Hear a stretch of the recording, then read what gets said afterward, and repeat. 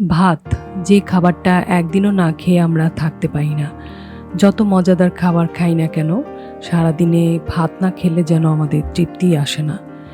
সেই ভাত হচ্ছে আমাদের সুষম খাদ্যের অত্যন্ত গুরুত্বপূর্ণ একটি উপাদান শর্করা। ভাত আমরা রান্না করি দুটো উপায়ে।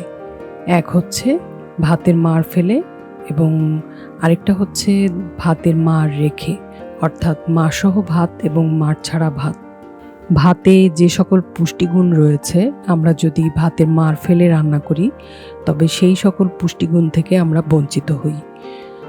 ভাতে রয়েছে অ্যান্টিঅক্সিডেন্ট, ভিটামিন ই ও খনিজ উপাদান। তাই ভাতকে উচিত মাড়সহ রান্না করা, তাহলে ভাত থেকে আমরা প্রয়োজনীয় পুষ্টিগুলো পেতে পারি।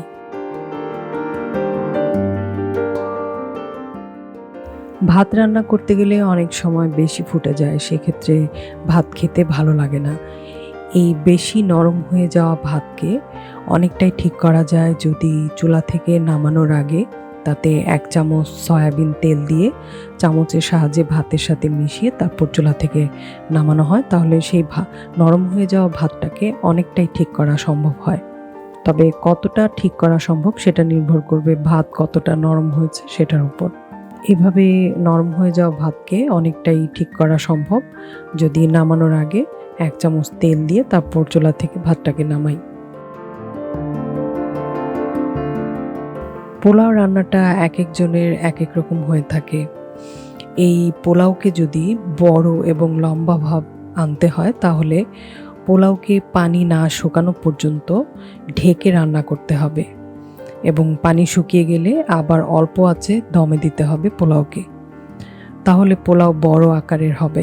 তবে ঢেকে রান্না করলে কিছুক্ষণ পরপর যখন পানি উপচে পড়তে চাইবে তখন বারবার ঢাকনা খুলে আবার ঢেকে দিতে হবে পানিটা উপচানো বন্ধ হলে। এই কাজটা করার জন্য অবশ্য পানি না শুকানো পর্যন্ত চুলার সামনেই দাঁড়িয়ে থাকতে হবে।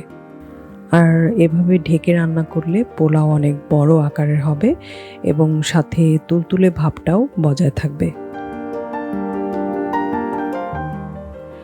মুরগি ঝাল মাংসের তরকারি আমাদের প্রায় সকলের বাড়িতেই রান্না হয়ে থাকে। এই তরকারিটাকে অনেক বেশি সুস্বাদু করে রান্না করার জন্য সবসময় হলুদ কম ব্যবহার করতে হবে। যতটুকু হলুদ না দিলেই নয়, ঠিক ততটুকু হলুদ ব্যবহার করতে হবে, তাহলেই এই তরকারিটা অনেক বেশি সুস্বাদু হবে।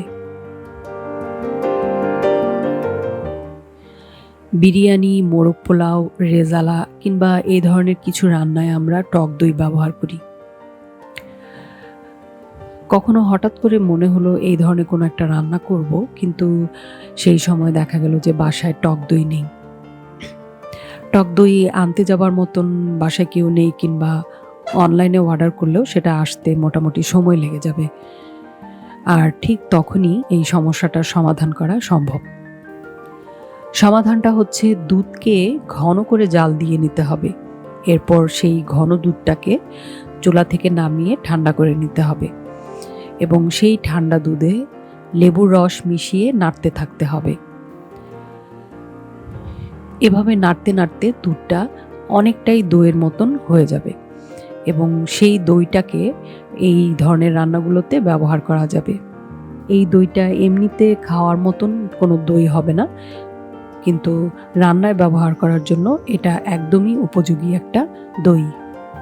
এবং এভাবে আমরা যখন হঠাৎ করে দই মিশ্রিত কোনো খাবার রান্না করতে চাইবো এবং দেখব যে বাসায় দই নেই, তখন আমরা ইচ্ছা করলে এভাবে দই বানিয়ে সেটাকে রান্নায় ব্যবহার করতে পারি।